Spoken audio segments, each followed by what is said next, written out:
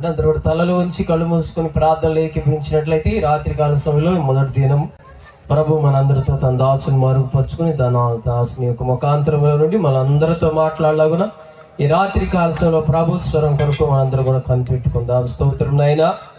మహోన్నతుడా మా దేవా, సర్వాధికారి, సర్వ సృష్టికర్త, నీ ఘనమైనటువంటి పాదాల యొద్ద అబ్బా తండ్రి అంటానికి ఇచ్చిన ఉచితమైన కృపను బట్టి నాయనా నీకు వందనాలు, స్తోత్రాలు. ఈ యొక్క గ్రామాన్ని ప్రేమించిన ప్రభా, నీ దాసుని గ్రామంలో నిలవబెట్టుకొని అయ్యా జరిగించుతున్నట్టు నీ బలమైనటువంటి ఘనమైనటువంటి పరిచర్యను బట్టి నీకు వందనాలు. ఈ యొక్క మనోహర పండుగల్లో ఈ మొదటి దినం ప్రభా ఇప్పటి వరకు పాటల ద్వారా ఆరాధనలో మీరు తోడుగా నడిపించిన విధానాన్ని బట్టి నీకు వందనాలు. ఇక సమయంలోనైనా నీ యొక్క మాటలనైనా మేము వినబోచుండగా అయ్యా మీరు మా మధ్యకి తీసుకుని వచ్చిన దాసులను బట్టి నీకు వందనాలు, స్తోత్ర. ఈ దాసునైనా నీ సిలువ చట్టును మరుగుపరిచినైనా ఈ దాసుని ముఖాంతరములో ఈ రాత్రి కాలంలో ప్రతి ఒక్కరితోనైనా ఈ యొక్క స్థలంలో ఉన్నటువంటి బిడ్డలతోనూ ఈ యొక్క దూర ప్రాంతంలో నుండి మైక్ ద్వారా వింటున్నటువంటి వారందరితో కూడా సూటిగా తేటగా మీరే మాట్లాడి నీ ఆత్మకార్యం, నీ పరిశుద్ధాత్మకార్యం బలంగా జరిగించిన ఆయన మీరే స్తుతి, ఘనత, మహిమా, ప్రభావాలు పొందుకోమని కనిపించకుండా క్రియ చేసేటువంటి ప్రతి విధమైనటువంటి చీకటి దుష్ట అంధకార క్రియల ప్రభావం యేసు నామములో నిర్మూలమైపోవునుగా. నా చెడదీసి నామలో ప్రార్థించి వేడుకొంచున్నాం తండ్రి, ఆమేన్. ప్రార్థించిన దైవజనులకు ప్రత్యేక వందనాలు. దేవుని మాటలు విందాం. మరి ఈ సమయాన్ని దైవజనులు రమేష్ అన్న గారికి సమయాన్ని అప్పగించుకుందాం. అందరు కూడా శ్రద్ధగా దేవుని మాటలు విందాం.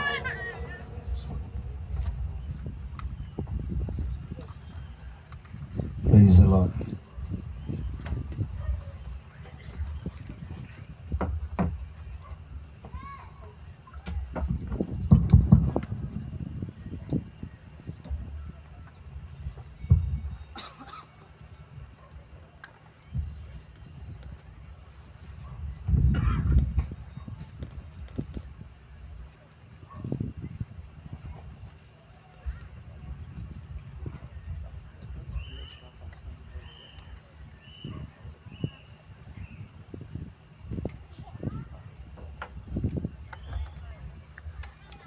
దేవునికి మహిమ కలుగును గాక.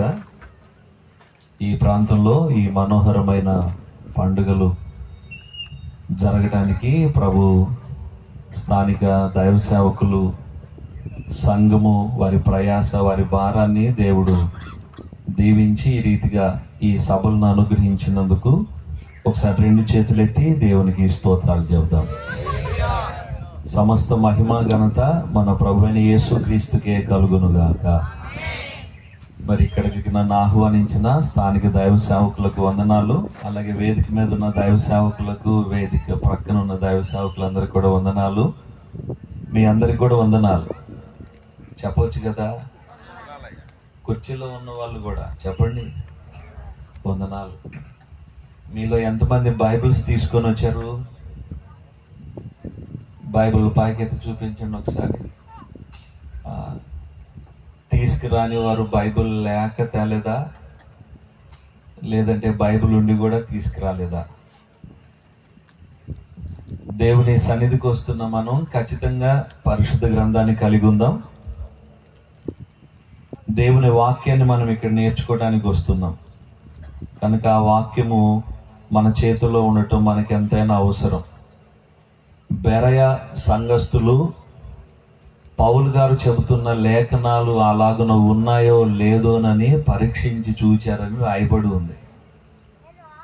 వాక్యమే మనలను బలపరిచేది, వాక్యమే మనలను నూతన పరిచేది. ఆ వాక్యము మన దగ్గర ఉండటం ఎంతైనా అవసరం. ఒకరోజు ఒక వ్యక్తి తన స్నేహితుడిని తీసుకొని వచ్చాడు ఇలాంటి ఒక సభకి. దేవుని వాక్యాన్ని వినిపిద్దామని, దేవుని మాటలు విని రక్షణ పొందుతారని తీసుకొని వచ్చారు. ఆ స్నేహితునికి సభకు రావడం ఇష్టం లేదు, యేసు ప్రభు మాటలు వినడం అసలే ఇష్టం లేదు.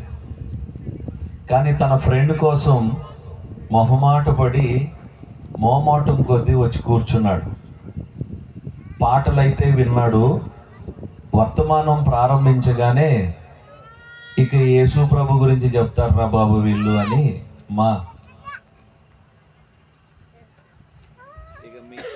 చెప్పాలా? కూర్చోండి. కూర్చోవటమో ఏదో మీ పని త్వరగా చేసేయండి.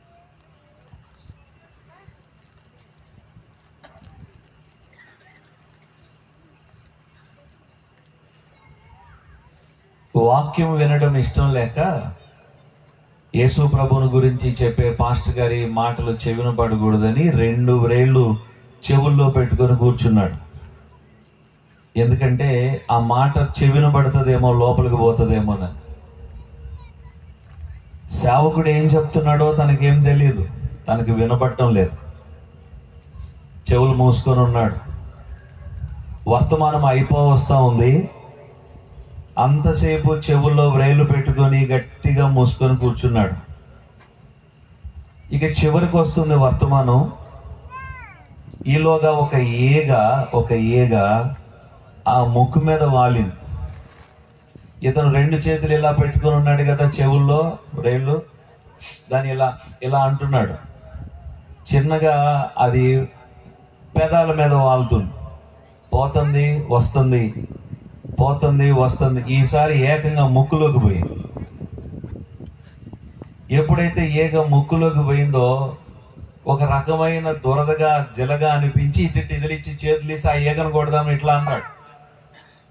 అప్పుడే దైవ సేవకుడు చెప్తా ఉన్నాడు, ఓ పాపి, నీ పాపాన్ని మానుకోవా, పాపాన్ని విడిచిపెట్టవా, యేసుక్రీస్తు నీ పాపమును క్షమించడానికి ఈ లోకానికి వచ్చాడు అని అప్పుడే ఆ వర్తమానం ముగింపులోకి వచ్చి ఈ మాటలు చెప్తున్నాడు.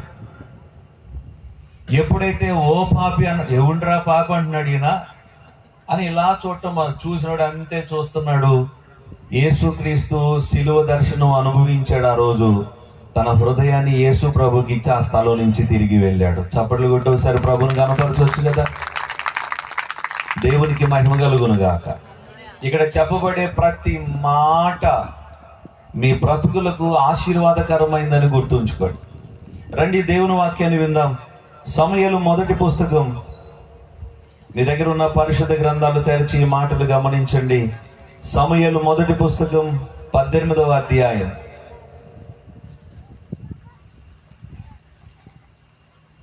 సమూయేలు మొదటి పుస్తకం 18వ అధ్యాయం 1వ వచనాన్ని నేను చదువుతున్నాను. బైబిల్ ఉన్న వారందరూ గమనించండి, బైబిల్ లేకపోతే చెప్పేది ఆలకించండి. సమూయేలు మొదటి పుస్తకం 18వ అధ్యాయం 1వ వచనం. దావీదు సౌలుతో మాట్లాడుట చాలించినప్పుడు యోనాతాను హృదయము దావీదు హృదయముతో కలిసిపోయెను. యోనాతాను దావీదును తనకు ప్రాణ స్నేహితునిగా భావించుకొని అతన్ని ప్రేమించెను. అందరు నాతో పాటు ఈ వాక్యాన్ని పలకండి. అందరూ, అంటే బైబిల్ ఉన్నా లేకపోయినా, చదువు వచ్చినా రాకపోయినా, అందరూ నాతో పాటు ఈ మాటలు పలకండి. యోనాతాను హృదయము, అందరూ పలకాలి. యోనాతాను హృదయము దావీదు హృదయముతో కలిసిపోయెను. ఇంకొక మార్ చెప్దాం అందరం. యోనాతాను హృదయము దావీదు హృదయముతో కలిసిపోయెను. ఏం కలిశాయట? హృదయాలు కలిశాయి. ఎవరి హృదయాలు ఇవి? యోనాతాను అనే అతని హృదయం, దావీదు అనేటువంటి ఇంకొకని హృదయం. హృదయాలు 2 కలిసిపోయాయి అని రాస్తుంది ఇక్కడ. ఈ ఇద్దరు జీవితాలు ఒక క్షణం మనం ఆలోచన చేస్తే, యోనాతాను తన స్థితి వేరు, దావీదు యొక్క స్థితి వేరు. లేఖనము ఎరిగిన వారికి, బైబిల్ చదువుతున్న వారికి, సంఘానికి వచ్చి వింటున్న వారికి తెలిసి ఈ సంగతి. యోనాతాను రాజుగారి కుమారుడు. యోనాతాను సౌలు రాజు యొక్క కుమారుడు. రాజుగారి అబ్బాయి అంటే తన స్థితి వేరు కదా. తను ధరించే వస్త్రాలు వేరు, తన చుట్టూతా ఉండే మంది మార్బాలం అదంతా వేరు. తన చుట్టూతో ఎప్పుడు మనుషులు ఉంటారు, తన దగ్గర ఆయుధాలు ఉంటాయి. ఈ రాజకుమారుడైన యోనాతాను హృదయం, దావీదు ఎవరు? అప్పటికి దావీదు ఎవరు అంటే, దావీదు గొర్రెలను కాచుకునే ఒక సామాన్యుడని చెప్పాలి. గొర్రెలను కాచేవాడు. తన ఇంటిలో 7వ వాడిగా ఉన్నాడు. ఈ పిల్లవాడు అరణ్యములో గొర్రెలు మేపుకుంటున్నాడు. రాజుగారి కుమారుడికి ఈ గొర్రెలు కాచేటువంటి దావీదుకు మధ్య సందర్భం ఇది. ఎక్కడో ఉన్నతంగా ఉన్నటువంటి యోనాతాను ఓ సామాన్యుడిగా కనబడుతున్న గొర్రెలు కాచుకునే దావీదు హృదయముతో తన హృదయం ఏమైందని రాసింది ఇక్కడ. చెప్పాలి గట్టిగా, కలసిపోయెను. ఈ మాట మీతో చెప్పనివ్వండి ముందుగా. ఈ రోజుల్లో భార్యాభర్తలు కలిసి ఉంటున్నారు ఇంట్లో అంతే, కానీ వారి హృదయాలు కలవడం లేదు. పేరుకు అన్నాదమ్ముళ్ళు, అక్క చెల్లెండ్రు, పేరుకు స్నేహితులు, పేరుకు ప్రక్క ఇళ్ళ వాళ్ళమండి మేము, పేరుకు మేమంతా పాస్టర్లమని చెప్పుకునే వాళ్ళు ఉన్నారు, కానీ ఏమి కలవడం లేదు, హృదయాలు కలవడం లేదు. భార్యాభర్తలు ఒక ఇంట్లోనే ఉంటారు, ఒక కుండలోదే తింటారు, ఒక గుమ్మమే వారు దాటి లోపలికి వెళ్ళేది, బయటకు వచ్చేది. వాళ్ళంతా కలిసి రేషన్ కార్డులో ఉంటారు, కానీ హృదయాలు మాత్రం కలవడం లేదు. ఆలోచనలు వేరైపోయాయి, హృదయాలు వేరైపోయాయి. నేడు ఎంతమంది భార్యాభర్తలు ఈ మాట చెప్పగలరు, మా ఇద్దరి హృదయం కలిసిపోయింది అని? పెళ్ళైన క్రొత్తల్లో ఉన్నట్లుగా ఆ తర్వాత ఉన్నారా? ఒక తల్లి కడుపులో నుంచే వచ్చిన అన్నదమ్ముళ్ళేమి, అక్క చెల్లెళ్ళేమి, అన్న చెల్లి, అక్క తమ్ముడు, ఇలా హృదయాలు కలిసిన వారిగా ఉన్నారా? ఎవరి గురించో మనకొద్దు. ఒక్కసారి ఈ రాత్రి ఈ మాటలు వింటున్న నీవు పరీక్ష చేసుకో.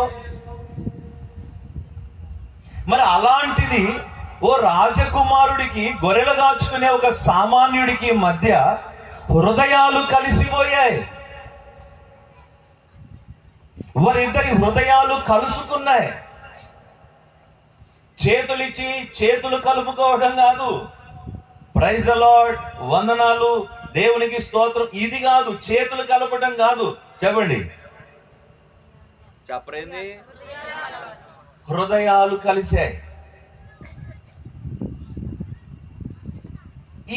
ఈ యోనాతాను హృదయం దావీదు హృదయంతో కలవడానికి కారణం ఏంటి?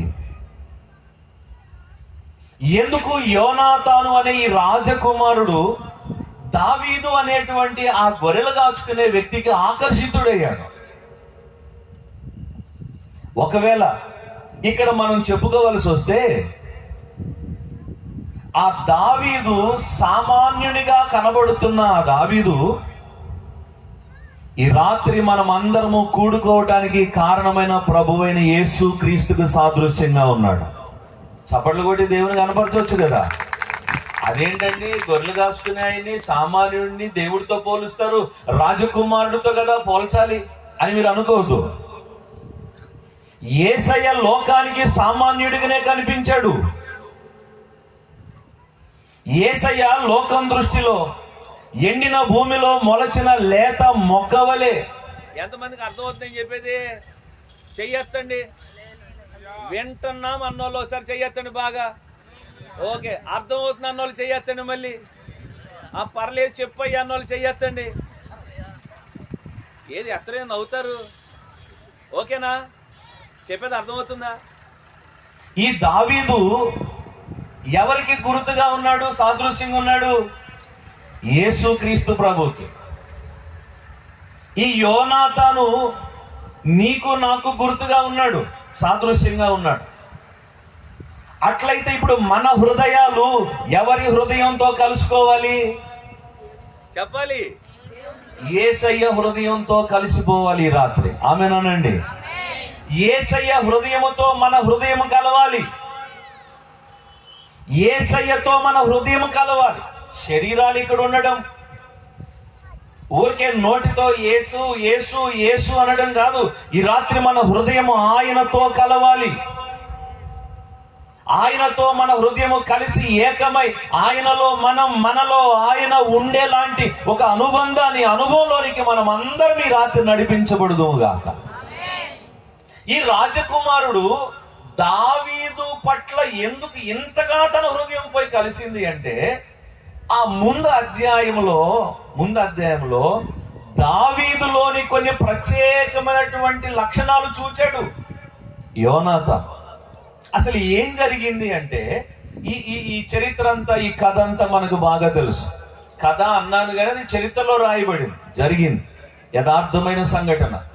ఇజ్రాయేలీలకు ఫిలిస్తీన్లకు యుద్ధం జరుగుతుంది. యుద్ధం అంటే వీరు అందరూ కలిసి యుద్ధం చేసుకునేది. కానీ ఇక్కడ ఒక విచిత్రమైనటువంటి సవాలు వారి ముందుకు వచ్చింది. అదేంటంటే, మీరందరూ మేమందరం కొట్టుకోవడం ఎందుకు,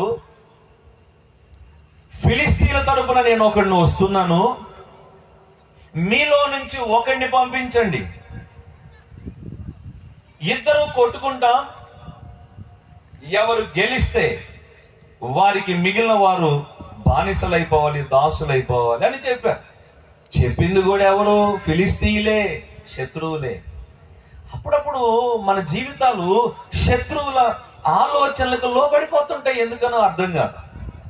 అసలు వాడి సవాలుకి, శత్రువు యొక్క ఆలోచనకి వీరు ఎందుకు లోబడ్డారో మనకు తెలియదు. కానీ మొత్తానికి అటువైపున 6 మూరల జానడి ఎత్తున్న గొల్యాతు నిలవబడ్డాడు. ఇటువైపు ఉన్నటువంటి ఇజ్రాయేల్ తరపున ఆ గొల్యాత్తో పోరాడేవారు ఒక్కరు కూడా లేదు. లేఖనంలో రాసుంది అక్కడ, ఈ మాట గమనించండి. 17వ అధ్యాయంలో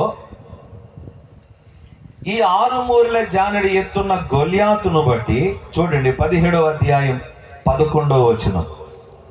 17:11 సౌలును ఇజ్రాయేలీలందరూ ఆ ఫిలిస్తీయుని మాటలు వినినప్పుడు బహుభీతులైరి.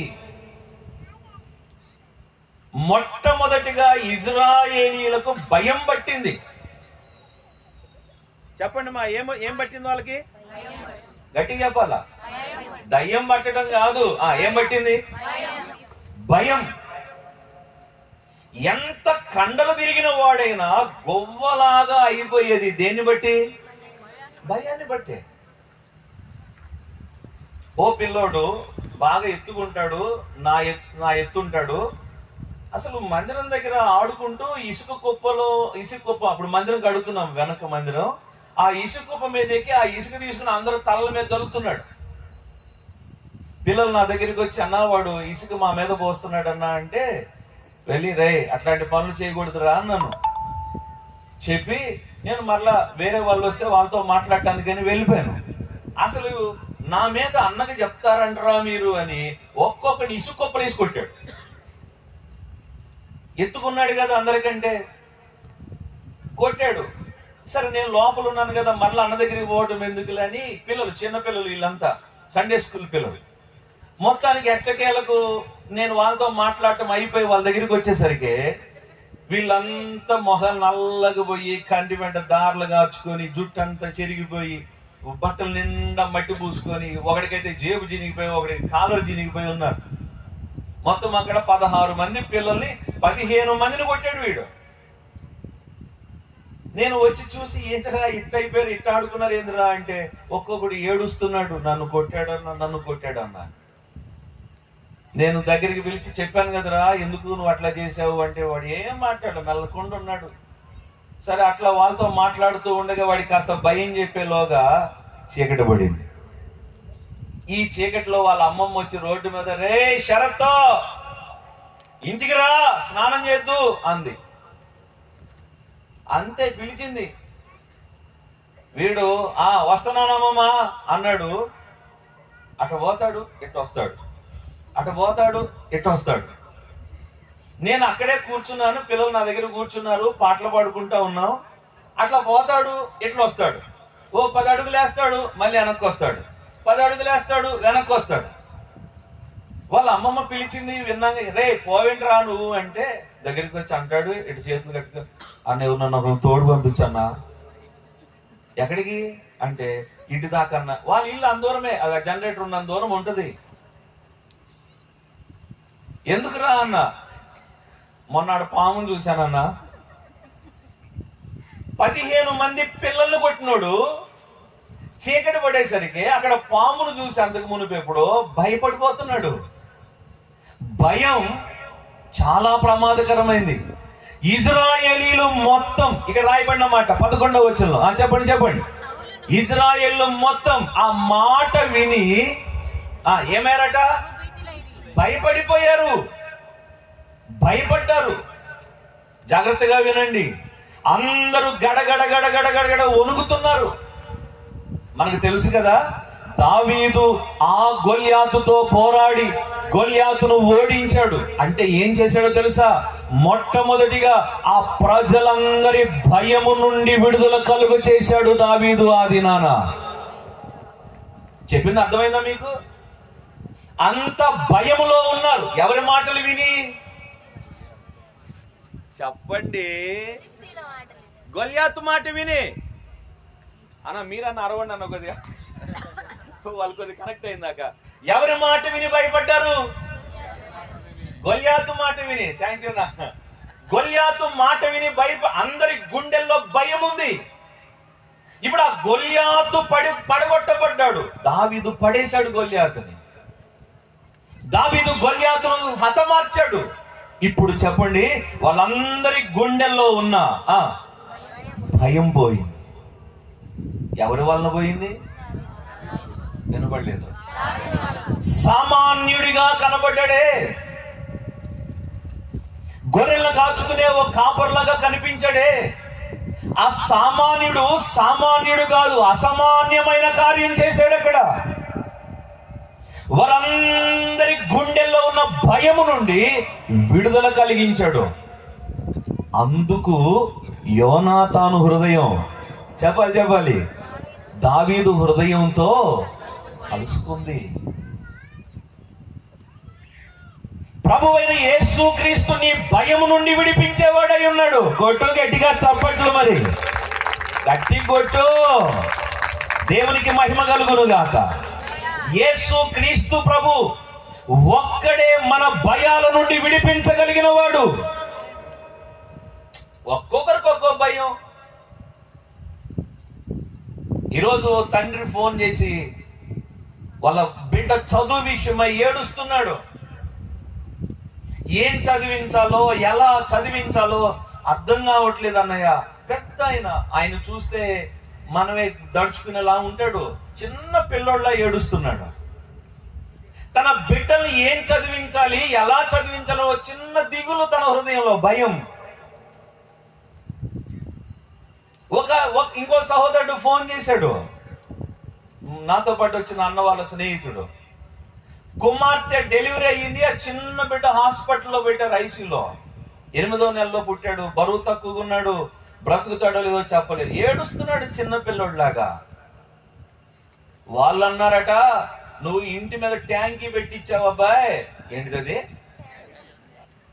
వాటర్ ట్యాంకీ పెట్టించాడంటే ఇంటి మీద. నువ్వు బరువు మీద బరువు వేశావు, అందుకనే నీకు. పిల్లోడు హాస్పిటల్లో ఉన్నాడు అన్నారట. భయంతో ఏడుస్తున్నాడు. అన్న ట్యాంక్ తీసేయమంటావా అన్నాడు. వాళ్ళు ట్యాంక్ తీసేయమంటారన్నా, ఇంకొకరు వచ్చి గుమ్మం తీసేయమంటారు, ఇంకొకరు వచ్చి బట్టలు తీసేయమంటారు, ఆఖరి నువ్వు రోడ్డు మీద నిలబెడతారన్నా. భయపడొద్దు. ఆ భయపడొద్దు అని చెప్పడానికి గల కారణం ఏంటంటే, భయము నుండి విడిపించే ఆ ఒక్కడు మన ప్రభువై ఉన్నాడు. యేసుక్రీస్తు ప్రభు ఒక్కడే భయపడుతున్న మానవ జాతికి అంతటికి భయ విముక్తిని కలుగజేసిన వాడు. అది నీకు ఏ భయమైనా కావచ్చు కాక. రోగం వలన భయమా, కుటుంబంలో ఉన్న ఆర్థిక సమస్యల వలన భయమా, భవిష్యత్తును కూర్చిన భయమా, లేకపోతే పాపం వల్ల నువ్వు భయంతో నిండిపోయి ఉన్నావా? ఎక్కడ దొరికిపోతానో, నా పాపం తెలిసిపోయిందేమో, నా భర్తకు తెలిసేమో, నా భార్యకు తెలిసేమో, నా పిల్లలకు తెలిసేమో, గడగడ గడగడ ఒరిగిపోతున్నావా? ఆనాడు దావీదు ఇజ్రాయేలు జాతి మొత్తాన్ని భయము నుండి విడిపించాడు. ఈ రాత్రి మానవ జాతి మొత్తాన్ని భయము నుండి విడిపించిన యేసుక్రీస్తు ప్రభు మన మధ్య ప్రకటించబడుతున్నాడు. ఆయన నిన్ను భయము నుండి విడిపిస్తాడు. ఆల్రెడీ ఎంతో మంది విడిపించబడ్డారు. నా యవ్వన జీవితంలో, నా పసిప్రాయంలో, అది పసిప్రాయం అన్ని యవ్వన కాలం అనివ్వండి, నేను దొంగతనం చేసి దొరికిపోయాను. మా గ్రామంలో దొంగతనం చేసి దొరికిపోయా. చొక్కా పట్టుకొని పట్ట 4 పీకారు. దొంగతనం అంటే ఒకేసారి తీలా. ఎస్టీడీ బూత్ లో ఉద్యోగం చేస్తూ ఎస్టీడీ కాల్ 3 రూపాయలు, లోకల్ కాల్ ₹1.5. అన్ని లోకల్ కాల్ అని రాసేసి ఆ మిగిలిన ₹1.5 మనం ఎత్తేసాం. నాకేం తెలుసు, నెల అయిన తర్వాత సీటీ వచ్చిందని అందులో నుంచి, ఆ కంప్యూటర్ లోంచి సెట్టా వచ్చింది, మొత్తం చుట్టుకొని వచ్చింది. ఆయన మొత్తం కౌంట్ చేస్తే 22,000 చిల్లర ఎగ్గొట్టాం. చొక్కా పట్టుకొని పట్ట 2 పీకాడు. ఎవడరా అసలు నువ్వు? ఎవడరా నిన్ను అసలు ఎటు పెట్టింది? పగలు డ్యూటీ చేసేవాళ్ళు నన్ను ఈవినింగ్ డ్యూటీకి పెట్టారు అక్కడ. అప్పుడే మా నాన్న వస్తున్నాడు అటు నుండి, ఆఫీసు నుండి. సుబ్బారావు గారు అబ్బాయి కదూ అన్నారు. మా నాన్న ఆడికొచ్చి ఏంటండి అన్నాడు. మీ వాడు ఇట్లా అండి అన్నారు. వాడిని వదిలేయండి, ఆ డబ్బులు నేను కడతాను, గత మొత్తం ఒకసారి కట్టలేను, కొద్దిగా కడతాను అన్నాడు. వాళ్ళు అన్నారు మా నాన్ని, ఏమయ్యా బైబిల్ పట్టుకొని చర్చికి పోవటం కాదయా, నీ కొడుక్కి మంచి చెప్పాయా అన్నారు. వాళ్ళు నన్ను కొట్టినందుకు భయమేలా, మా నాన్న అక్కడికి వచ్చినందుకు భయమేలా. మా నాన్న అన్నారు చూసారా, ఆయనకు బో రోషం. ఆయన యేసు ప్రభువుని నమ్ముకోకమును పెట్టున్నాడో చూసా, యేసు ప్రభువుని నమ్ముకున్నాక ఎట్టున్నాడో చూసా, నమ్ముకోక మునుపు నమ్ముకున్నాక చూసా. ఆయనకి ఎంత కోపం అంటే, మా నాన్నకి, నేను 4 సంవత్సరాలు 5 సంవత్సరాల వయసులో ఉన్నప్పుడు అనారోగ్యం వల్ల దగ్గుతుంటే నేను, మా నాన్న డ్యూటీకి వెళ్ళి వచ్చి, రే దగ్గమాకరా అన్నాడు. మనకేం తెలుసు దగ్గు వస్తుందని, దగ్గు ఆపుకోవాలని. మిమ్మల్ని ఆవులెంతలో ఆపుకోమంటేనే ఆపుకోలేదు. అదేమంటే పగలంతా పనికి వెళ్ళి వచ్చాం పాస్టర్ గారు, రేపొద్దున కూడా పోవాలంటారు. మరలా దగ్గుతుండే, రే దగ్గొద్దున్నానా అని గదివాడు. గదివితే పిల్లలు ఏం చేస్తారు, ఇంకొద్ది ఏడుస్తారు. ఏడుపులు ఎక్కువ దగ్గు వస్తే ఇట పట్టుకొని చొక్కా పడుకుని వాడిని 4-5 సంవత్సరాల వయసు ఇటు పట్టుకుని ఇసిరేసాడు అంట బయటికి. నిద్ర కూడా బానివ్వు, సన్నాసోడా అని బయటికి ఇసిరేసాడు. మా అమ్మ ఏమి మాట్లాడే, రాక్షసుడు కదా మా నాన్న, ఏమి మాట్లాడలేక మా అమ్మ బయటకు వచ్చింది. అయ్యో పిల్లోడు అని వస్తే, నువ్వు వాడు బయట సావండి అని తలుపేసి లోపల గురకబెట్టి నిద్రపోయినోడు మా నాన్న. మేమిద్దరం మగ పిల్లలం, ఒక్కలం తప్పు చేసిన ఇంట్లో. మా నాన్న కంట పడ్డామా, ఏదైనా అరిసినట్టు, కేకేసినట్టు, గెంతినట్టు, దూకినట్టు, మా అమ్మ చెబితే చేయనట్టు, మా నాన్న ఎక్కడికైనా పొమ్మంటే పోనట్టు కనపడ్డాం. ఒక్కలు తప్పు చేసిన ఇద్దరిని పిలిచి 2 తలకాయలు హ్యాట్ మని గుద్దుతాడు. అబ్బో చాలా ప్రేమ కలిగినోడు. 2 తలకాయలు ఇలా గుద్దుతాడు ఆయన. ఒక్కరు తప్పు చేస్తే 2వ వాడి తలకాయ కూడా బగులు. అంత కోపిష్ఠుడు, మూర్ఖుడు మా నాన్న. ఇప్పుడు మా నాన్నే కెలికారు. బైబిల్ తీసుకొని చర్చికి పోవటం కాదయ్యా, నీ కొడుక్కి చెప్పు అన్నారు. నాలో పట్టిన భయం ఉంది ఆ రోజు, మాటల్లో చెప్పలేంది. ఇంటికి వెళ్తే చంపేస్తాడు మా నాన్న. మామూలుగా చంపడు, చెత్త కొట్టి చంపేస్తాడు. మా నాన్న నువ్వు బారా ఇంటికి అన్నాడు. వాళ్ళతో ఏదో మాట్లాడుకొని వస్తానన్నాడు. మనం అట్లా వెళ్ళి ఇట్లా తిరిగి గణపురం నుంచి హైవే మీదకి వెళ్ళిపోయాం. ఇంటికి పోలా. ఇంటికి పోతే ఏం జరుగుద్ది నాకు తెలుసు. గణపురం హైవే మీదకి వెళ్ళి కూర్చున్నాం. ఎన్ని సినిమాలు చూడలేదు. అలా ఇంట్లోంచి వెళ్ళిపోయి మంగమ్మ గారి మనవడి సినిమాలో బాలకృష్ణ ఆర్మీలో ఉద్యోగం చేస్తా తిరిగి వచ్చాడు. మనం చిన్నప్పటి నుంచి చూసిన సినిమాలన్నీ అయ్యే కదా. మనం బయటికి పోయి ఎక్కడైనా బతకొచ్చులే అని చెప్పని వెళ్ళిపోయి రోడ్డు మీద కూర్చున్నా. చాలా భయం, ఏడుపు వస్తుంది. ఎక్కడికి పోవాలో తెలియదు. ఇంటికి పోతేనేమో కొడతాడు.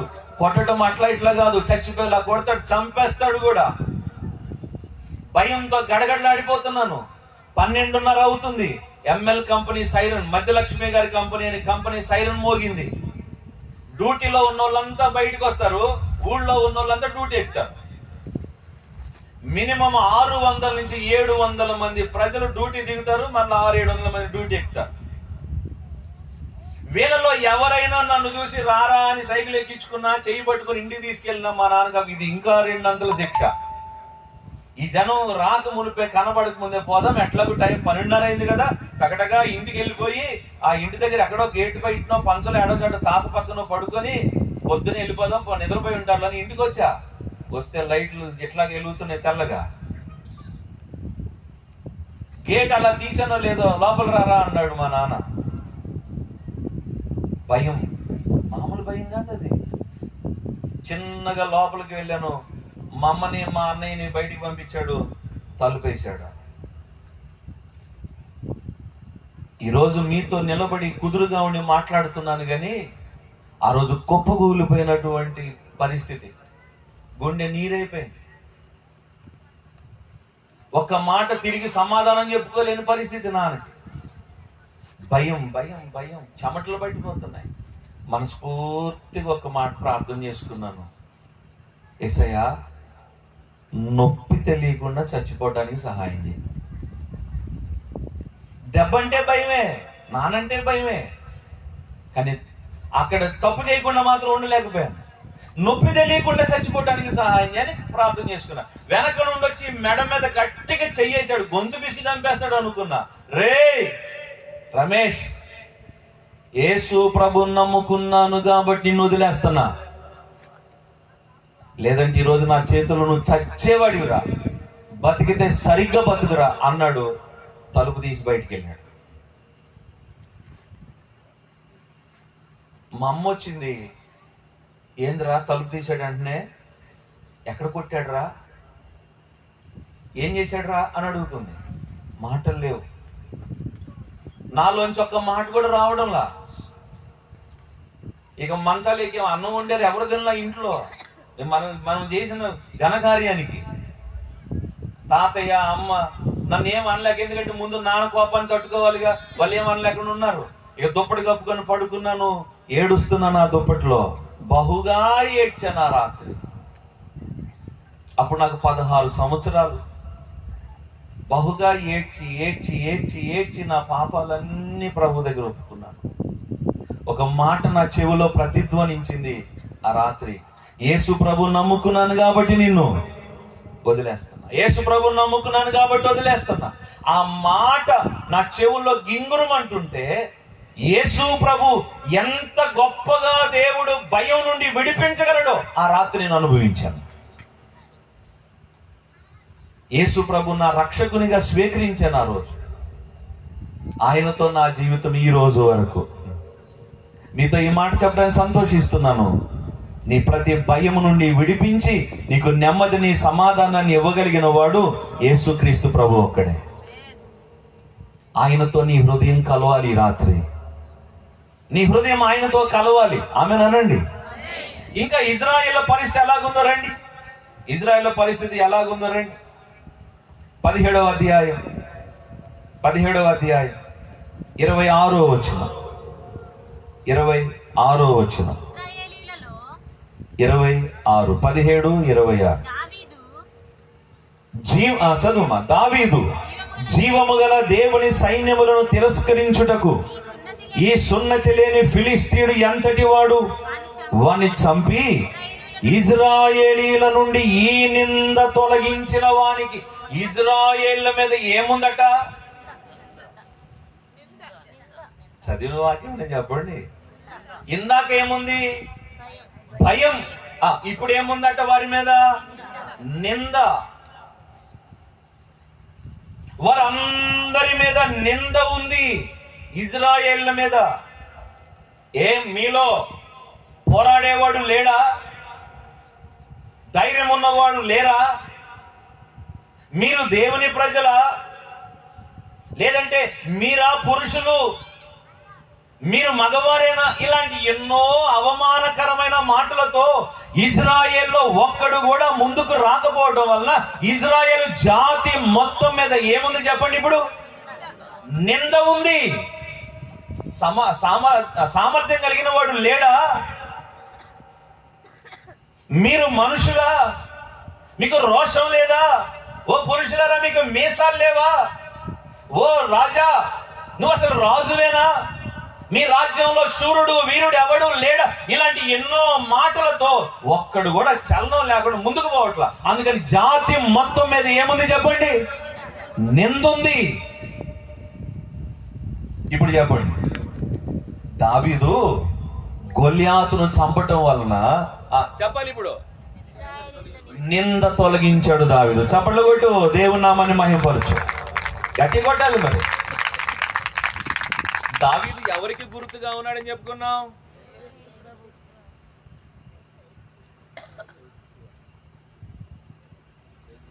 బ్యాటరీ అయిపోయింది.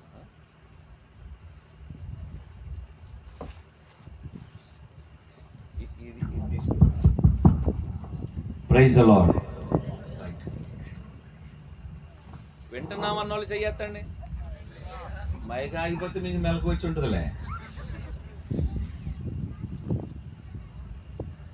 దావీదు ఈ 6 ముళ్ళ జానెడు ఎత్తున్న గొల్యాతు మీద జయము పొందడం వలన, పడగొట్టడం వలన ఇజ్రాయేలీల మీద ఉన్న నింద అంతటినీ కూడా తొలగించేశాడు. ఒక్కడిగా నిలవబడి ఆ రోజున నింద తొలగించాడు. అంటే ఎన్నో లేఖనాలు ఉన్నాయి, సమయం లేదని మీకు ఆ రెఫరెన్స్లు ఏమి చెప్పలేకపోతున్నాను. అంటే చెప్పాల్సిన మాటలు ఏవో చకచక మీకు చెప్పి మీ ముందు పెట్టి మిమ్మల్ని పరిశుద్ధాత్మకు అప్పగించి వెళ్దామని. నింద ఉందే, ఈ నింద కొన్నిసార్లు చేసిన పనిని బట్టి నింద, మరికొన్నిసార్లు చెయ్యని దానిని బట్టి కూడా చెప్పాలి. నేను ఎప్పుడు నింద పొందలేదయ్యా అన్నోళ్ళు చెయ్యొద్దండి.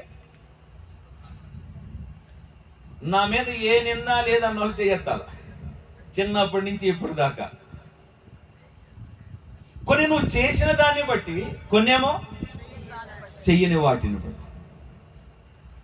కొన్నిసార్లు నిన్ను రెచ్చగొట్టడానికి, కొన్నిసార్లు నిన్ను ఇంకా అవమానపరచడానికి ఈ నిందలు, ఈ అవమానాలు ఇవన్నీ నీ మీద పడుతూనే ఉంటాయి. ప్రభుని యేసుక్రీస్తు మన నిందలు తొలగించేవాడు. బైబిల్లో రాసుంది, ఇజ్రాయేలు ప్రజలందరూ గిల్గాలు దగ్గరికి వచ్చినప్పుడు ఐగుప్తు అవమానం అంతా ఆయన వారి మీద నుంచి దొర్లించి వేశాడని. చప్పట్లు కొట్టడానికి దేవునికి మహిమ కలుగునట్లుగా అవమానాన్ని, నిందను ఏం చేశాడంట ఆయన? నా వైపు చూసి చెప్పండి. దొర్లించేశాడు. అది దొరుకుంటూ పోయింది ఎక్కడికో. Praise the lord. తీసి పక్కన పెట్టలేదు దాన్ని. మరి ఎన్నటికీ అక్కడ కనబడకుండా, మరి ఎన్నటికీ అక్కడ ఉండకుండా దొర్లించేశాడు. దూరంగా పోయినది, దొర్లుకుంటే వెళ్ళిపోయింది. ఈ రాత్రి మేము ప్రకటిస్తున్న ప్రభు, నీ నిందను, నీ అవమానాన్ని, నీ మీద మోపబడిన నేరం అంతటిని ప్రభు తీసివేయగలిగిన వాడు. ఆమె చెప్తారా? గట్టిగా గట్టిగా చెప్పాలా? ఇంకా గట్టిగా చెప్పాలా? దేవునికి మహిమ కలుగును గాక. నీ నిందను తొలగించేవాడు యేసయ్య ఒక్కడే. మనుషుల దగ్గరికి వెళ్ళి చెప్పుకుంటున్నావేమో, నా మీద ఈ నింద వేశారు, నన్ను ఇలా అవమానించారు, నన్ను ఇలా తక్కువ చేశారు, నేను తలకాయ ఎక్కడ పెట్టుకోవాలో అర్థం కావడం లేదు, తలెత్తలేకపోతున్నాను. 40వ కీర్తనలో దావీదు భక్తుడు అదే చెప్తాడు, నా దోషములు లెక్కలేనన్ని ఉన్నాయి, అవి నన్ను తరిమి పట్టుకుంటున్నాయి, నేను తలెత్తి చూడలేకపోతున్నాను. నిందను తొలగించేవాడు ఆయనే. ఆయనతో నీ హృదయం ఏమవ్వాలి? రాత్రి గట్టి చెప్పాలా? కలుసుకోవాలి. ఆయన హృదయంతో నీ హృదయం కలవాలి. నీ నిందను తొలగించే ప్రభుత్వం. 3వ మాట అక్కడ రాసింది రండి. టగటగ 17వ అధ్యాయంలో 9వ వచనం. 17వ అధ్యాయం 9వ వచనం. అతడు నాతో పోట్లాడి దాసులమవుతాం, నేను అతని జయించి చంపిన ఎడల మీరు మాకు దాసులై మాకు దాస్యం చేయుదురు. చెప్పండి, మొదటి మాట చెప్పండి, ఇజ్రాయేల్ మీద ఏముంది? భయం ఉంది. రెండో మాట చెప్పండి, ఇజ్రాయేల్ మీద ఏముంది? నింద ఉంది. మూడవదిగా ఇజ్రాయేళ్ల కొరకు దాస్యం ఉంది. ఇప్పుడు ఇజ్రాయేల్ కనుక గెలవకపోతే ఇజ్రాయేల్ అందరూ ఫిలిస్తీన్లకి ఏమవ్వాలి? దాసులు అవ్వాలి. దాసులు అవ్వటం అంటే ఎలా ఉంటది? దాసులైతే వారికి స్వాతంత్రం ఏముంది? వారు బానిసలైతే, దాసులైతే వారి పిల్లల సంగతి ఏంటి? వింటున్నారా? కుర్చీలో ఉన్న వాళ్ళు వింటున్నారా? ఓ, మైక్ కంటే నా స్వరమే మీకు బాగా వినబడుతున్నట్టుంది. Praise the lord. దాస్యం అంటే పిల్లలు, ఇల్లు, భూమి అన్ని పోగొట్టుకోవటమే. ఏం చెయ్యమంటది? చెయ్యాలి. మరి మీ ప్రాంతంలో ఉందో లేదో నాకు తెలియదు.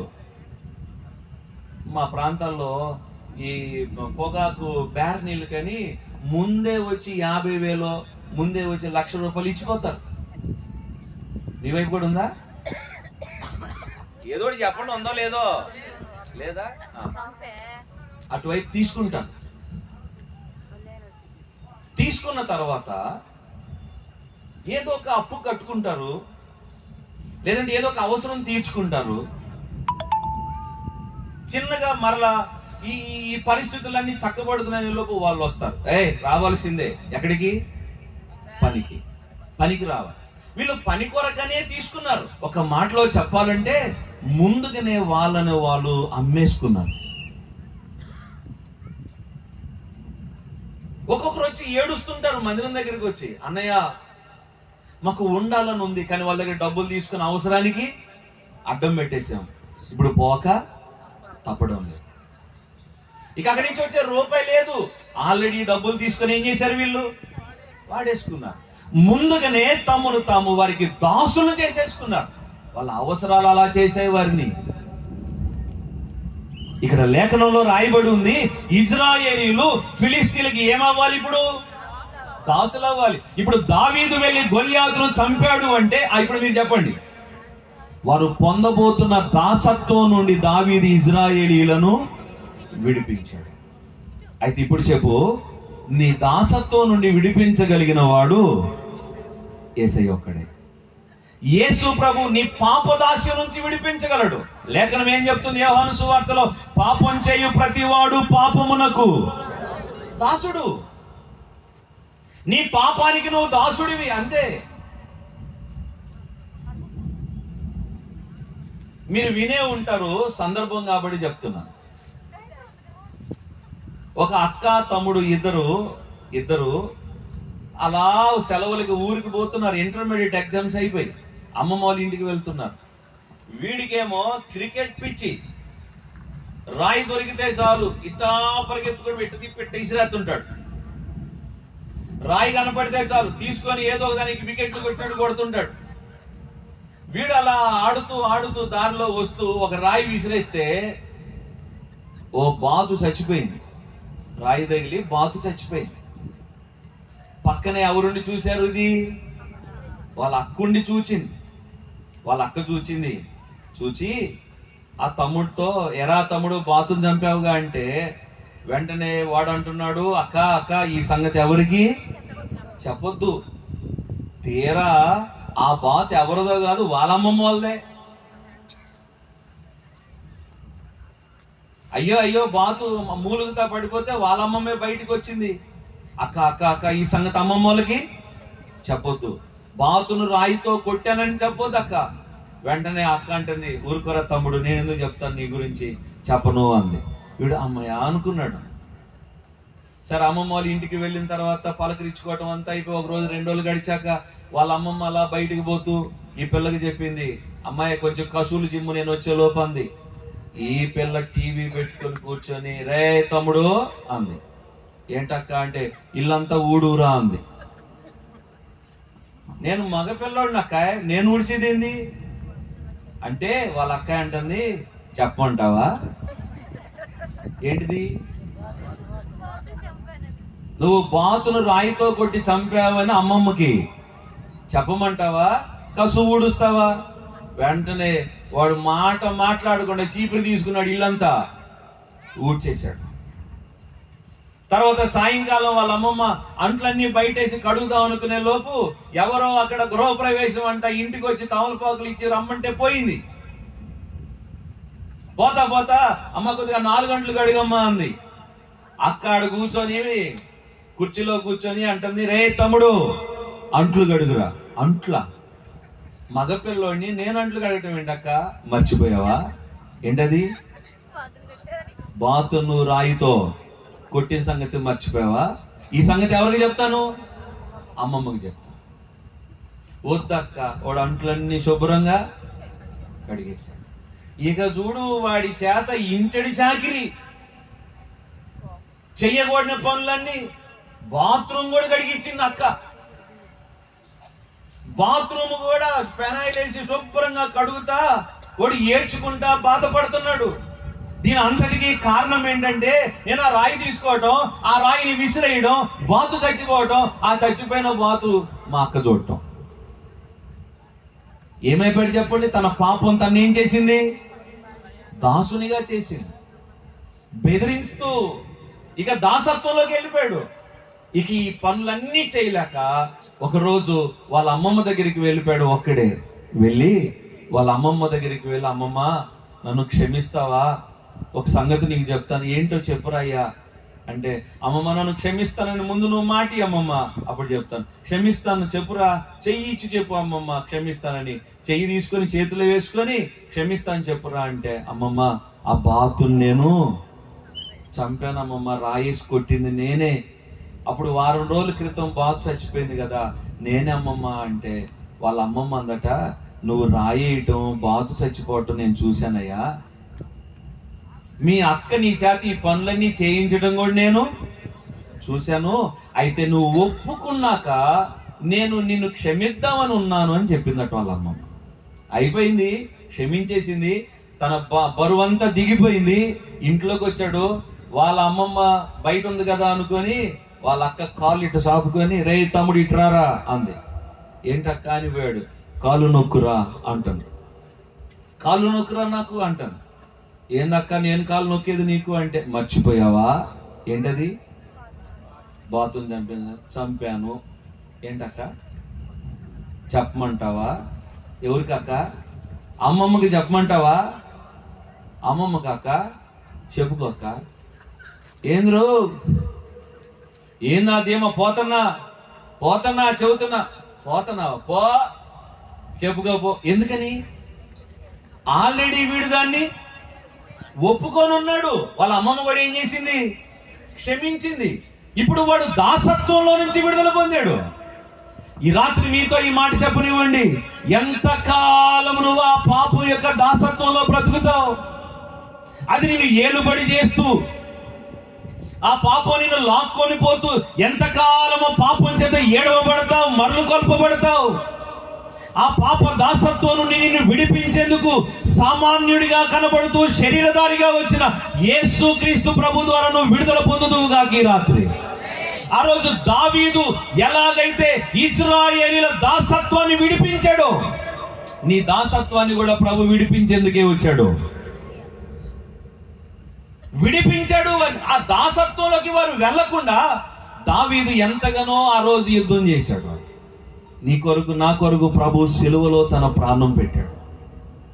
4వ మాట ఒకటి ఉంది, అది చదవండి ముగిస్తాను. 17వ అధ్యాయంలో అక్కడనే 17వ అధ్యాయం 52వ వచనం. అప్పుడు ఇశ్రాయేలు వారును యూదా వారును లేచి జయము జయమని అరుచుచు, చాలు చాలు చాలు చాలు, ఏమని పోతున్నారంటే ఇప్పుడు చెప్పండి గట్టిగా, జయము జయము జయము. ఈ జయము ఇజ్రాయెల్లో కలగడానికి కారణం దావీదు. జయ జీవితం ఇచ్చాడు వారికి. ఒక్కడు ముందుకు రాలేదు. దావీదు ఒక్కడు వెళ్ళి గొల్యాతును పడగొట్టిన తర్వాత ఇప్పుడు ఇజ్రాయేలు వారు యోధా వారు కేకలు పెడుతున్నారట, అరుస్తున్నారట. ఏమని? అనండి ఒకసారి జయమనండి. ఓ ఎలక్షన్లు అప్పుడు అంటారా? చెప్పండి, గట్టిగా చెప్పండి. ప్రభువైన యేసు రక్తమునకే. గట్టిగా చెప్పాలా? పాపుల రక్షకుడు ప్రభువైన యేసు క్రీస్తుకే జయమనండి. గట్టిగా అనాలా? హల్లెలూయా. ఆ రోజు ఇజ్రాయేల్ వారు, యూదా వారు అందరూ అరుచుకుంటూ పోతున్నారండి. ఏమని? జయము జయము జయము జయము జయం అనుకుంటూ పోతున్నారు. అంతకు ముందాక అసలు ఆ పదం ఉందా వాళ్ళ నోట? అంతకు ముందు వరకు వారి హృదయాల్లో నుంచి ఈ జయధ్వని వచ్చిందా? లేదు. యేసు క్రీస్తు నీకు జయ జీవితం ఇవ్వగలిగిన వాడు. జయము ఇచ్చి నీకు ఆ జయ పతాకని చేత పట్టించి యెహోవా నిస్సిగా నీ బ్రతుకులో ఉండి నిన్ను విజయ పదంలో నడిపించగలిగిన వాడు. ఓడిపోయిన నీ బ్రతుకుని, అపజయాలమయమైన నీ బ్రతుకుని, ఎంతో మంది చేత తృణీకరించబడి ఫెయిల్ అయిపోయిన నీ జీవితాన్ని ఈ రాత్రి నేను ప్రకటిస్తున్న యేసు ప్రభు జయమిచ్చి నడిపించగలిగిన వాడు. ఆయన ఒక్కడే నీకు జయం ఇవ్వగలిగిన వాడు. పాట పాడుతుంటారు కదా, నేను ఓడిపోనయా. ఎందుకు ఓడిపో? జయమిచ్చేవాడు, జయశీలుడు, జయించిన వాడు. ప్రకటన గ్రంథం 5వ అధ్యాయంలో దావీదు చిగురును, యూదా గోత్రపు సింహమును జయించిన వాడు, వధింపబడినట్లుండిన దేవుని గొర్రె పిల్లగా అదిగో అక్కడ పరలోకంలో కనబడుతున్నాడు. జయించాడు, మనకు కూడా జయమిచ్చాడు. ఈ జయ జీవితం ఇవ్వగలిగిన ప్రభుతో నీ హృదయం కలుసుకుంటే ఎంత బాగుండు. ఈ 4 సంగతులు చెప్పండి. మొదటి మాట, భయం పోగొట్టాడు. 2, నింద తొలగించాడు. 3, దాసత్వం నుండి విడిపించాడు. 4, జయమిచ్చాడు. ఇప్పుడు అలా నడుచుకుంటూ వస్తున్నాడు దావీదు. గొల్యాతు తల చేతబట్టి భయపెట్టిన, బెదిరించిన, సవాలు చేసిన, తృణీకరించి దాసత్వానికి తీసుకొని పోవాలనుకున్న ఆ గొల్యాతు శిరస్సును తన చేత పట్టుకొని దావీదు అలా నడుచుకుంటూ వస్తుంటే గొర్రెల కాపర్లాగా కనబడటం లేదు యోనాతానుకి.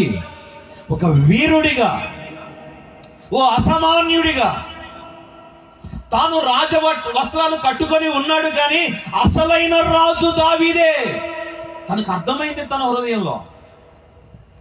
యోనాతాను పట్టుకొని ఉన్నాడు విల్లు, యోనాతాను కట్టుకొని ఉన్నాడు రాజవస్త్రాలు, కానీ జయవీరుడిగా శత్రు యొక్క తలను ఛేదించి పట్టుకొని వస్తుంటే యోనాతానుకి దావీదులో ఎవరు కనబడుతున్నారు? ఏ శాపర్ ఎంత చెబుతా నేను? గట్టి చెప్పు. యేసుప్రభు కనబడుతున్నాడు, ఒక వీరుడు కనబడుతున్నాడు. అందుకు తన హృదయం చెప్పాలి ఇప్పుడు దావీదు హృదయంతో. యేసుప్రభుని ఎలా చూస్తున్నావు? యేసుప్రభు నువ్వు చూస్తున్న కోణం ఎలాంటిది? ఆయనతో నీ హృదయం కలవలేకపోవటానికి కారణం నువ్వు ఆయన చూస్తున్న కోణం మారాలి. యోనాతాను అలా చూస్తుంటే, దావీదు అలా పట్టుకొని వస్తూ ఉంటే రాయబడి ఉంది 18లో, తర్వాత చదువుకోండి మీరు. స్నేహం చేశాడట తనతో, ప్రాణ స్నేహితునిగా. యేసయ్యతో నీ హృదయం కలవటమే కాదు, యేసయ్యతో నువ్వు స్నేహం చేయాలి. తర్వాత రాసులకు నిబంధన చేశాడట యోనాతాను దావీదుతో. ఇది క్రొత్త నిబంధన అని రాయబడి ఉంది బైబిల్లో. ఆ నిబంధనలోనికి నువ్వు రావాలి. ఇకపోతే 4వదిగా, యోనాతాను తన దగ్గర ఉన్నవి తీసి దావీదుకి ఇచ్చాడని రాస్తుంది అక్కడ. నీ హృదయం యేసు ప్రభుతో కలిస్తే నీది అనుకున్నది అది ఏదైనా తెచ్చి ప్రభువుకి ఇస్తావు. ఇచ్చాడు యోనాతాను. నువ్వు ఇస్తున్నావా? దేవుని పనికి ఇవ్వగలుగుతున్నావా? దేవుని సేవ కొరకు ఇవ్వగలుగుతున్నావా? దేవుని పరిచర్యలో ఇదిగో ఇక్కడ యోనాతాను, ఆ మాట ఒకటి చదవండి ముగిద్దాం. 18వ అధ్యాయంలో 18వ అధ్యాయం 4వ వచనం 18:4. మరియు యోనాతాను తన దుప్పటిని తన కత్తిని, తన విల్లును, నడికట్టును తీసి ఎందుకు ఇచ్చాడు? తన హృదయం దావీదు హృదయంతో కలిసిపోయింది. దావీదును తన ప్రాణ స్నేహితునిగా భావించాడు, దావీదుతో నిబంధన చేశాడు. అందుకని తన దగ్గర ఉన్న వాటిని తీసి, అవి ఒక్కొక్కటి ఒక్కొక్క ఆత్మీయ అర్థం ఉంది, అయితే వాటి గురించి ఇప్పుడు నేను మీతో మాట్లాడటం లేదు. కానీ తన దగ్గర ఉన్నవి తీసి ఎవరికి ఇచ్చాడు? దావీదుకి. అట్టక్కని చెప్పండి, తూర్పు దేశపు జ్ఞానులు వచ్చి పెట్టెలిప్పి ఏం చేశారు? యేసు ప్రభు కానుకలు ఇచ్చారు. ఇచ్చారా, ఇవ్వలేదా? చెప్పండి గట్టిగా. యేసు ప్రభు ఒక ఇంట్లో ఉన్నప్పుడు ఆ మరియా అనేటువంటి స్త్రీ ఏం చేసింది? మిక్కిలి విలువ గల అచ్చ జటామాంస అత్తరు బుడ్డి తీసుకొని వచ్చి దాన్ని పగలగొట్టి, నా వైపు చూడండి, నా వైపు చూసి చెప్పండి, యేసయ్య తల మీద పోసి, పాదాల మీద పోసింది కూడా ఉంది. ఈ విలువైనవి ఎందుకు తీసుకొచ్చి ఇచ్చారు? కడవ నెత్తి మీద పెట్టుకుని భుజాన పెట్టుకుని పోతున్నాడు, ఆయన దగ్గరికి వెళ్ళారు. ఈ రాత్రి ప్రభుకి విడిది గది ఎక్కడ అంటే తన మేడగా చూపించాడట, తన గదిని ఇచ్చేశాడు ప్రభుకి. శిష్యులు వెళ్ళి బయట కట్టబడి ఉన్న గాడిదను విప్పుతుంటే, ఓయ్ ఎందుకు విప్పుతున్నారంటే ఇది ప్రభుకి కావలసి ఉన్నదంటే తోలి పంపించాడంట. ఎలా చేశారండి వారు? వారికి కలిగినవన్నీ ప్రభుకి ఎందుకు ఇచ్చారో తెలుసా? ప్రభువును వారు చూచిన కోణం అది. వారి బ్రతుకుల్లో శ్రేష్ఠుడిగా, వారి జీవితాల్లో ఉన్నతుడిగా, వారికి విడుదల కలిగించిన వాడిగా వారు అనుభవించారు కనుక వారికి కలిగినవి ప్రభువుకి ఇచ్చేశారు. అంతా అయిపోయాక ప్రభు శిలువలో ప్రాణం అర్పించిన తర్వాత అరిమతయ్య యోసేపు తెగించి పిలాతు దగ్గరికి వెళ్ళి ప్రభు దేహం ఇమ్మని అడిగి నారబట్టతో చుట్టి తీసుకుని వెళ్ళి తన సమాధిలో పెట్టాడు. తన సమాధిని కూడా ఎవరికి ఇచ్చాడు?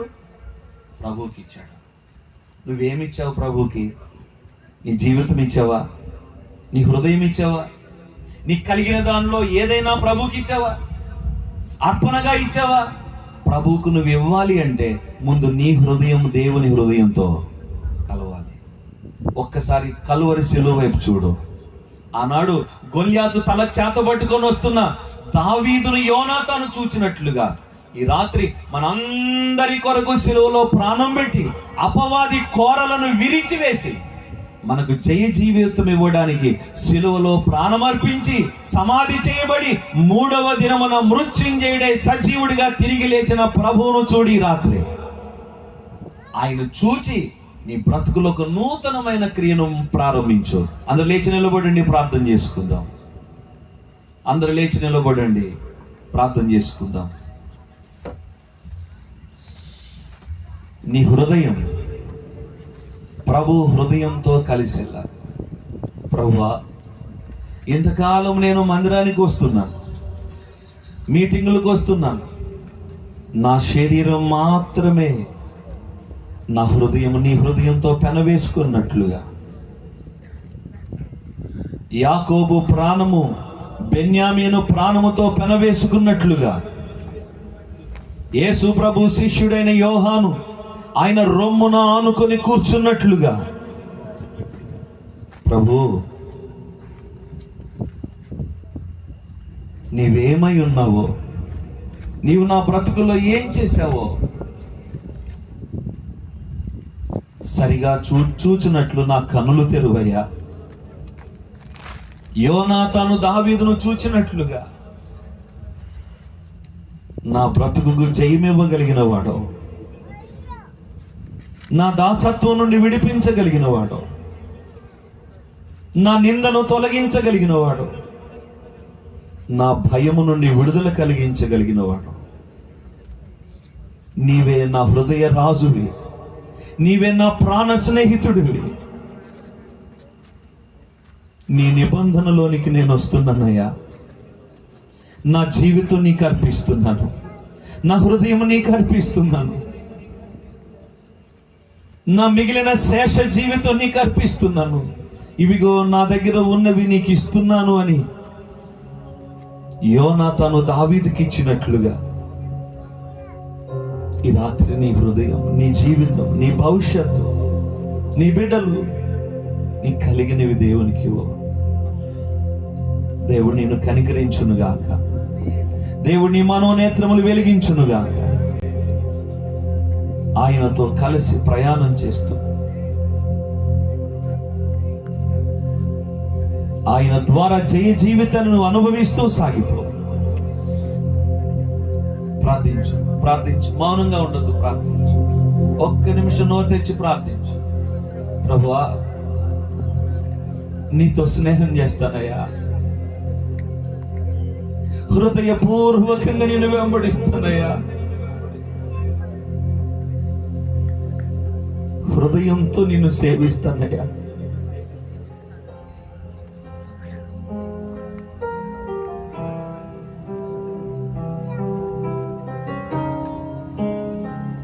నా కడవరి శ్వాస వరకు నీ కొరకే బ్రతుకుతానయ్యా.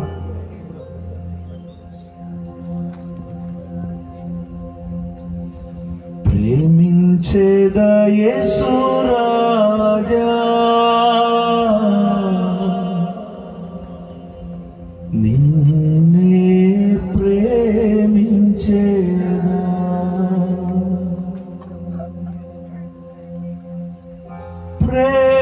ప్రేమించేదా, ప్రేమించేదా, నా ప్రాణమున్నంత వరకు నీ మట్టిలో చేరే వరకు,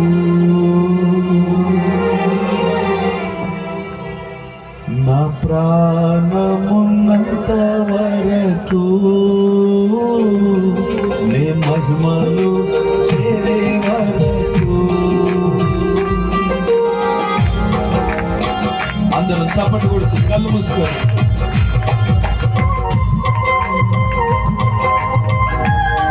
హృదయపూర్వకంగా నిన్ను ప్రేమిస్తానయ్యా. నీవు తప్ప నా బ్రతుకులు జయమివ్వగలిగిన వారు ఎవరున్నారు? నీవు తప్ప నా భయము పోగొట్టగలిగిన వారు ఎవరున్నారు?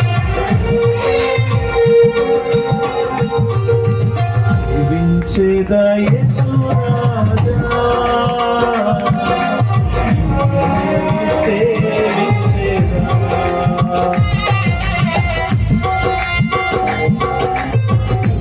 సేవించేదా యేసు రాజా, సేవించేదా,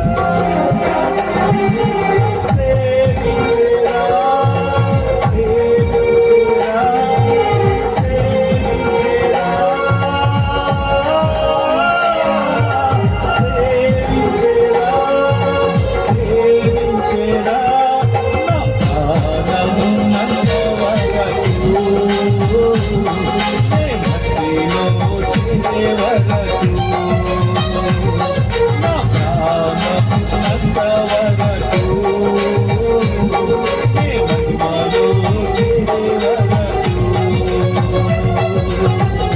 ఈ రాత్రి ఒక మంచి తీర్మానం చేసుకో.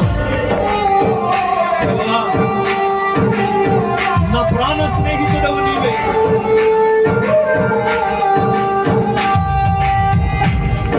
నా జీవితం నీకు అర్పిస్తున్నాను.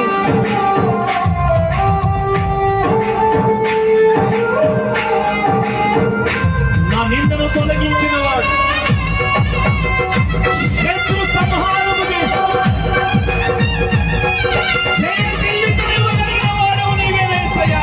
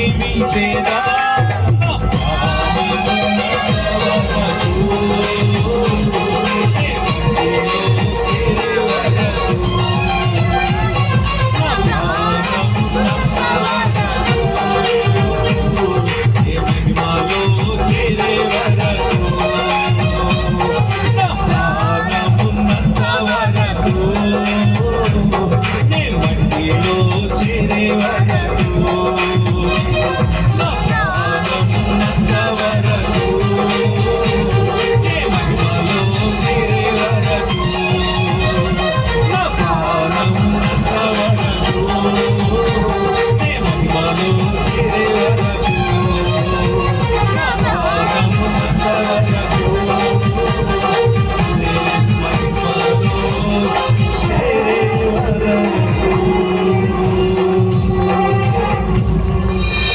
నా ప్రాణమున్నంత వరకు